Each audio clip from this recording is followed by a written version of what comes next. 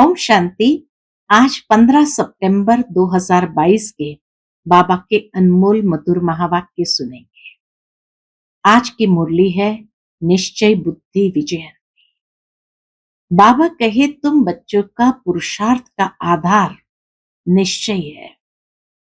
तुम्हें निश्चय है कि बाबा इस पुरानी दुनिया का महाविनाश कर नई दुनिया की स्थापना कर रहे हैं।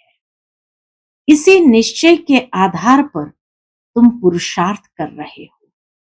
जितना जितना पुरुषार्थ करते जाएंगे निश्चय बुद्धि होकर उतना अंदर से सुधरते जाएंगे। बाबा कहे जिन्हें निश्चय नहीं है वह सुधरेंगे भी नहीं। जितना तुम्हारा निश्चय पक्का होता जाएगा अनेकों को मैसेज मिलता जाएगा और बाबा कहे तुम्हारी अवस्था सतो प्रधान बनती जाएगी। साथ ही बाबा कहे तुम बैठे हो इस दुख धाम में, लेकिन तुम्हें याद करना है शांति धाम और सुख धाम को। आज बाबा ने शांति धाम सुख धाम को टावर कहा है कि तुम पहले शांति के टावर में जाएंगे, फिर सुख के टावर में जाएंगे और ये दुख का टावर समाप्त हो जाएगा। तो सुनते हैं बाबा के मधुर महावाक्य। ओम शांति।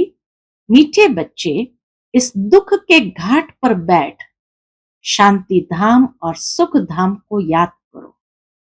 इस दुख धाम को भूल जाओ। यहां बुद्धि भटकनी नहीं चाहिए।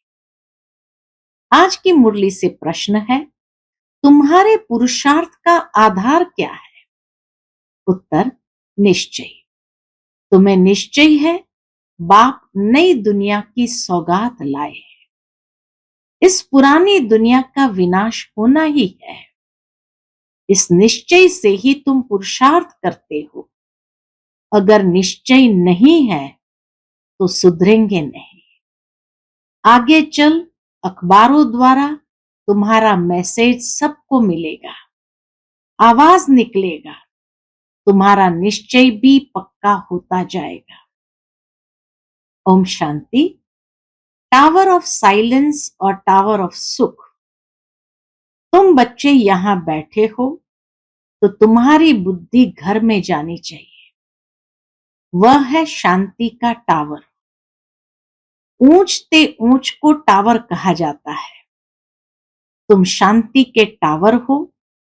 घर में जाने के लिए तुम पुरुषार्थ कर रहे हो। कैसे जाते हो? जो टावर में रहने वाला बाप है वह शिक्षा देते हैं कि मुझे याद करो तो शांति के टावर में आ जाएंगे। उसको घर भी कहा जाता है, शांति धाम भी कहा जाता है। यह बातें समझाई जाती है। अपने शांति धाम सुख धाम की याद में रहो। नहीं रह सकते हो तो गोया जंगल के कांटे हो, इसलिए दुख भासता है। अपने को शांति धाम के निवासी समझो। अपने घर को याद करना है ना, भूलना नहीं है। घर है ही बाप का। यह है ये दुख का घाट। यहां बैठे भी जिनको बाहर की बातें याद आती है तो ऐसे नहीं कहेंगे कि इनको अपना घर याद है। इसलिए बाप रोज शिक्षा देते रहते हैं, घड़ी घड़ी शांति धाम सुख धाम को याद करो। गीता में भी बाप के महावाक्य है कि मुझे याद करो। भगवान क्या बनाएंगे? स्वर्ग का मालिक बनाएंगे और क्या। जब स्वर्ग का मालिक बनने बैठे हो तो घर के लिए स्वर्ग के लिए जो बाप श्रीमत देते हैं उस पर पूरा पूरा चलना है। दुनिया में कितने ढेर के ढेर मनुष्य हैं। बाबा कहे बाबा जो श्रीमत देते हैं उस पर पूरा पूरा चलना है। दुनिया में कितने ढेर के ढेर गुरु है। बाप ने समझाया है कि कोई भी धर्म स्थापक को गुरु नहीं कहा जाता है। वह तो सिर्फ धर्म स्थापन करने के लिए आते हैं। वह तो सिर्फ धर्म स्थापन के लिए आते हैं, वापस ले जाने थोड़ी आते हैं। गुरु का मतलब बाबा समझाते कि गुरु माना जो साथ ले जाने वाला, जो ले आते हैं ऊपर से, उसको गुरु नहीं कहेंगे। वह तो सिर्फ धर्म स्थापन के लिए आते हैं, वापस ले जाने थोड़ी आते हैं। गुरु अर्थात जो वापस निर्वाण धाम वानप्रस्थ में ले जाए, परंतु एक भी गुरु वापस ले जाने वाला है नहीं। एक भी निर्वाण धाम में जाते नहीं। जब खुद ही नहीं जाते तो दूसरों को क्या ले जाएंगे। इसीलिए एक सतगुरु ही जब आता है तब सबको साथ ले जाते हैं। वाणी से परे अर्थात घर। वानप्रस्थ का अर्थ न गुरु लोग जानते न फॉलोअर्स ही जानते। तो बच्चों को कितना समझाया जाता है। यह चित्र है सतयुग के और वह चित्र है त्रेता के। उन्हों को भगवान नहीं कहा जाता है। लक्ष्मी नारायण को भी भगवान भगवती नहीं कहा जाता। आदि सनातन है देवी देवता धर्म। सिवाय देवी देवताओं के कोई भी स्थायी पवित्र होते नहीं। 21 जन्म पवित्र सिर्फ एक ही धर्म रहता है, फिर धीरे धीरे अवस्था कम होती जाती है। त्रेता में 2 कला कम तो सुख भी कम हो जाता है। उसको कहा जाता है त्रेता युग। 14 कला। अभी तुमको बाप का परिचय है और सृष्टि चक्र का ज्ञान है, उसको ही तुम याद करते हो, परंतु कईयों की बुद्धि कहां न कहां भटकती रहती है, याद नहीं करते हैं। अच्छा, और कुछ भी न समझ सको तो आस्तिक बनकर बाप को तो बुद्धि में याद रखो। आस्तिक बनकर बाप को तो बुद्धि में याद रखो। बाप और रचना के आदि मध्य अंत को तो जानते हो ना। उस झाड़ का आदि मध्य अंत नहीं कहा जाता है। इस झाड़ का, मनुष्य सृष्टि रूपी झाड़ का आदि मध्य अंत है, क्योंकि मध्य में रावण राज्य शुरू हो जाता है। कांटा बनना शुरू होता है, बगीचा जंगल बनना शुरू होता है। इतना सुंदर अल्लाह का बगीचा धीरे धीरे जंगल बनना शुरू होता है। इस समय सारे झाड़ की जर्जड़ीभूत अवस्था हो गई है। सारा झाड़ सूख कर तमो प्रधान हो गया है। सारा सूखा हुआ झाड़ है। फिर कलम लगाना पड़े, इसका कलम लगता है। कलम न लगे तो प्रलय हो जाए। प्रलय अर्थात सारी जलमय नहीं होती है। बाबा स्पष्ट करते हैं, प्रलय अर्थात सारी जलमय नहीं होती है, भारत रह जाता है, परंतु जलमय नाम तो है ना। मीठे मीठे बच्चे जानते हैं कि चारों ओर ही जलमय हो जाती है, भारत ही सिर्फ रहता है। जैसे बाढ़ आती है फिर उतरती भी है ना। कहते भी है, बीके सारा दिन मौत ही मौत कहते रहते। दुनिया के मनुष्य कहते हैं, बीके सारा दिन मौत ही मौत कहते रहते, बस मौत आने वाला है। तो समझते हैं कि यह तो अशुभ बोलते हैं।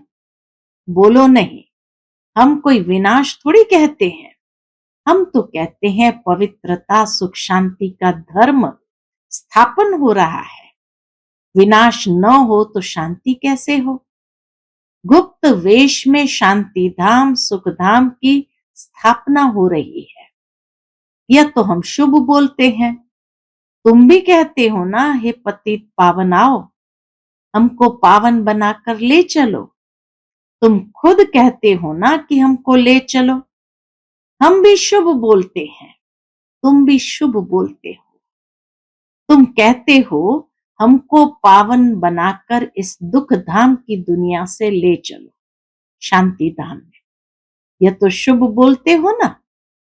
कहते हो आओ, माना पतितों का विनाश करो, पावन की स्थापना करो। मांगते हो ना कि आकर विश्व में शांति स्थापन करो। शांति तो सतयुग में ही होती है, सो तो गुप्त वेश में विश्व में शांति स्थापन हो रही है। जब तक अर्थ नहीं समझाओ तब तक समझ न सके। सिवाय बाप के मौत तो कोई दे न सके। बाप को कालों का काल कहा जाता है। सबको मौत देते हैं, कितने ढेर के ढेर को मौत देते हैं। सतयुग में कितने थोड़े मनुष्य हैं, बाकी सबको मौत मिल जाता है। बुलाते ही हो कि पावन दुनिया में ले चलो, तो पावन दुनिया जरूर नई ही होगी। यह थोड़ी होगी पुरानी दुनिया का भी अर्थ नहीं समझते। पावन दुनिया में बहुत थोड़े मनुष्य रहते हैं, शांति रहती है। यह बातें समझने और समझाने में कितना सहज है, परंतु बुद्धि में बैठता ही नहीं। क्यों? क्योंकि समय ही नहीं। बाबा कहे इतना सहज समझाते हैं परंतु बुद्धि में बैठता ही नहीं। क्यों? क्योंकि समय ही नहीं है बुद्धि में बैठने का। कहा भी जाता है ना, कुंभकर्ण की नींद में सब सोए पड़े हैं, यह नहीं जागेंगे। ये ड्रामा बड़ा विचित्र है। तो यह सारा चक्र बुद्धि में फिरना चाहिए। बाप आकर सारा ज्ञान देते हैं, उनको कहते ही है नॉलेजफुल, ज्ञान का सागर। ज्ञान का सागर एक बाप ही है। तुम जानते हो पानी के सागर कितने हैं? जितने नाम है उतने सागर है। बाबा कहे जितने नाम है उतने सागर है, वह सागर एक ही है। ये तो अलग अलग पार्टीशन कर नाम रख दिए हैं। बाहर सागर तो एक ही है ना। वास्को डागामा भी सारा चक्र लगाए फिर वहां ही आकर खड़ा हो गया। कहते हैं वास्को डागामा ने सारी सृष्टि का चक्कर लगाया फिर वहां ही आकर खड़ा हो गया। तो सागर एक ही है, बीच बीच में टुकड़ा टुकड़ा कर अलग अलग बना दिया है। धरनी भी सारी एक ही है, परंतु टुकड़ा टुकड़ा हुई पड़ी है।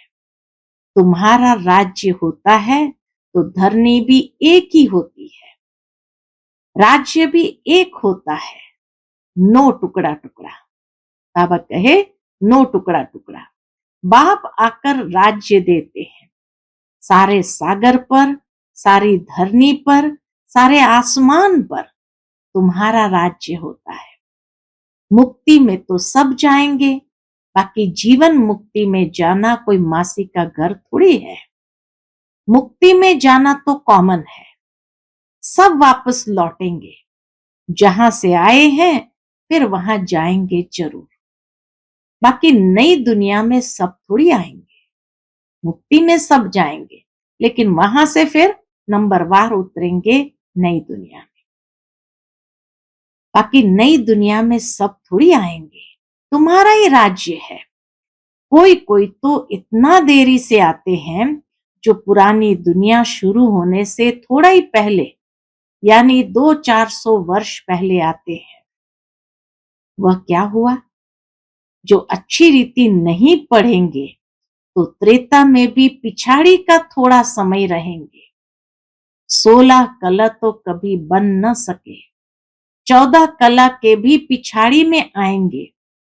उनको सामने दुख की दुनिया देखने में आएगी, कांटों की दुनिया के नजदीक आ जाएंगे। वहां कोई यह मालूम नहीं पड़ता है सारी नॉलेज अभी है जो बुद्धि में धारण करनी होती है। इस समय मनुष्य के पास पैसे देखो कितने होंगे, कितने महल बनते रहते हैं, कितनी ऊंची ऊंची माड़ियां मंजिलें बनाते रहते।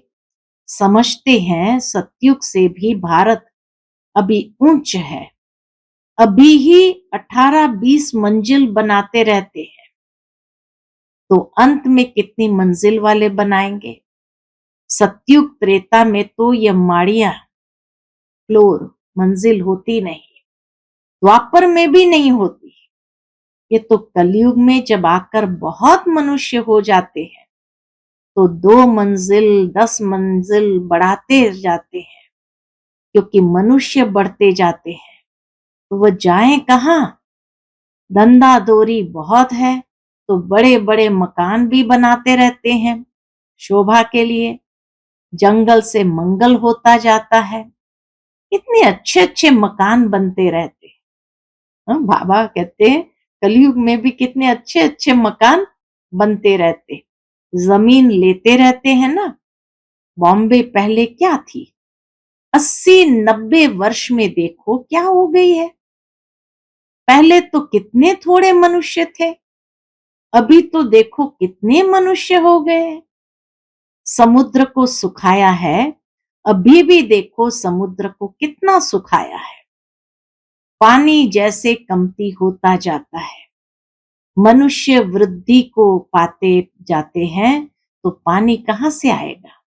मनुष्य वृद्धि को पाते जाते तो पानी कहाँ से आएगा। पानी कम होता जाता, समुद्र हटता जाता, धरती छोड़ता है तो मकान बना देते हैं। फिर पानी चढ़ जाएगा तो कराची व बॉम्बे का बहुत सा हिस्सा पानी में चला जाएगा, तुम जानते हो। और सब खंड खत्म हो जाएंगे, आफतें आने वाली है। इसलिए बाप कहते जल्दी जल्दी तैयार होते रहो। जैसे स्मशान में जब आग जलकर खत्म होती है तब लौटते हैं, बाप भी विनाश के लिए आए हैं तो आधे पर थोड़ी जाएंगे। आग लगकर जब पूरी होगी तब चले जाएंगे, फिर बैठकर क्या करेंगे। आग बुझेगी नहीं, सब चले जाएंगे। सबको साथ ले जाएंगे होना तो जरूर है। समझते तो सब है, लेकिन समय का गपोड़ा बहुत लगा दिया है। बहुत लंबा समय दिखा दिया है। तो बाबा कहे समय का गपोड़ा बहुत लगा दिया है। बच्चों को समझाना भी गीता पर है। गीता एपिसोड है ना, जिसमें देवी देवता धर्म की स्थापना हो रही है। वहां एक ही धर्म होगा, बाकी सब धर्म विनाश हो जाते हैं। सिर्फ ये गीता ही है जो भगवान ने गाई है। मनुष्य ने भक्ति मार्ग के लिए बैठ शास्त्र बनाए हैं। ऐसी ऐसी पॉइंट्स धारण कर फिर सुनानी चाहिए। कहते हैं बाबा भूल जाते हैं, धारणा नहीं होती है। बाबा कहते फिर क्या करें। राजधानी स्थापन होती है, इसमें नंबरवार तो सब चाहिए। धारणा नहीं होती है तो नंबरवार तो सब चाहिए। सबके ऊपर कृपा करने की ताकत हो तो बाप स्वर्ग का मालिक सबको बना दे, लेकिन नहीं, यह तो बनने ही है नंबरवार। बाबा कहे यह तो बनने ही है नंबरवार। ये कोई भी समझ सकते हैं कि भगवान आया हुआ है, भगवान जरूर स्वर्ग की सौगात ले आएंगे। नई दुनिया स्थापन करने आते हैं तो जरूर संगम पर ही आएंगे। नई दुनिया स्थापन करने जरूर संगम पर ही आएंगे, नई दुनिया स्थापन करने। तुम सुनते हो और निश्चय से पुरुषार्थ करते हो। जिनको निश्चय ही नहीं वह कब सुधरेंगे ही नहीं। हाँ, नहीं सुधरते हैं, संस्कार अगर परिवर्तन नहीं हो रहे हैं, इसका मतलब निश्चय की कमी है। भल कितना भी माथा मारो तो बाबा के अवतरण का पैगाम सबको देना है, मैसेज देना है। आगे चल अखबारों में भी पढ़ ही जाएगा। जैसे तुम्हारा नाम बदनाम भी अखबारों द्वारा हुआ, फिर नाम वाला भी अखबारों द्वारा ही होगा, अर्थात मीडिया द्वारा ही होगा। दुनिया तो बहुत बड़ी है, सब जगह तो तुम बच्चियां जा नहीं सकेगी। कितने शहर है, कितने ढेर भाषाएं हैं, अखबारों द्वारा सब जगह आवाज पहुंच जाता है। कोई भी आएगा कहेगा हाँ, अखबार द्वारा सुना है, तो तुम्हारा नाम अखबारों द्वारा ही होगा। ऐसा नहीं समझो कि सब तरफ तुमको जाना पड़ेगा, फिर तो पता नहीं कितना समय लग जाए। अखबारों द्वारा ही एक्यूरेट सुनेंगे। तुम कहते भी हो कि बाप को याद करो तो पाप कट जाएंगे। अखबारों में तो पढ़ना ही है। अब तुम्हारा नाम बाला होगा तो फिर बढ़ता जाएगा। बाबा ने वरदान दे दिया कि अब तुम्हारा नाम बाला होगा तो फिर बढ़ता जाएगा। जैसे कल्प पहले पता पड़ा होगा, वैसे ही समय पर पड़ेगा। सबको मैसेज मिलेगा। युक्तियां चल रही है। बहुत अखबार वाले डालेंगे, किसको बुद्धि में बैठा और डाल देंगे। बाबा कहे किसको बुद्धि में थोड़ा भी बैठा और डाल देंगे। सब धर्म वालों को मालूम पड़ जाएगा। तब तो कहेंगे अहो प्रभु तेरी लीला अपरंपार है। पिछाड़ी में बाप की याद सबको आएगी, परंतु कुछ भी कर नहीं सकेंगे। ये खेल है ना, खेल को जान जाएंगे। 84 चक्र का खेल सब अखबारों में पड़ जाएगा। जहां भी जाओ अखबार जरूर निकलते हैं। अखबार द्वारा सबको आवाज तो पहुंचता है ना। आजकल तो सोशल मीडिया और टेलीविजन द्वारा सब जगह मैसेज पहुंच जाता है। तुम्हारी बातें तो सबसे ऊंच है ना। विनाश का समय भी तो जरूर आना ही है, ड्रामा प्लान अनुसार। जैसे कल्प पहले मालूम पड़ा होगा, अभी भी पड़ेगा। धीरे धीरे स्थापना होती है ना। संगम युग याद पड़े तो स्वर्ग भी याद पड़े। स्वर्ग को याद करो और मन मना भव। बाप को भी याद करो तो बेड़ा पार हो। जब तक विनाश न हो, शांति कहां से आए। विनाश का नाम ही कड़ा है। मनुष्य सुनकर बहुत डरते हैं। कई लोग तो विनाश के नाम से ही डरते हैं। यह तो राइट बात है ना। पतित दुनिया में अनेक दुख है, पावन दुनिया में अनेक सुख है। बाप देखो सौगात कैसी लाते हैं। हाँ, कितनी बढ़िया सौगात बाबा बच्चों के लिए लाते हैं। अच्छा, मीठे मीठे सिकिलते बच्चों प्रति माता पिता बाप दादा का याद प्यार और गुड मॉर्निंग। रूहानी बाप की रूहानी बच्चों को नमस्ते। हम सब रूहानी बच्चों की रूहानी माता पिता बाप दादा को याद प्यार गुड मॉर्निंग और नमस्ते। नमस्ते। शुक्रिया बाबा, शुक्रिया। आज की मुरली से धारणा के लिए मुख्य सार है। पहली पॉइंट, पढ़ाई को अच्छी तरह पढ़कर उच्च पद पाना है। आफतें आने के पहले नई दुनिया के लिए तैयार होना है। दूसरी पॉइंट, अपने को सुधारने के लिए निश्चय बुद्धि बनना है। वाणी से परे वानप्रस्थ में जाना है। इसीलिए इस दुख धाम को भूल शांति धाम और सुख धाम को याद करना है। आज का बाप दादा का मधुर वरदान हम बच्चों के प्रति है। किसी भी परिस्थिति में फुल स्टॉप लगाकर दुआओं का अधिकार प्राप्त करने वाले महान आत्मा भव। किसी भी परिस्थिति में फुल स्टॉप लगाकर दुआओं का अधिकार प्राप्त करने वाले महान आत्मा भव।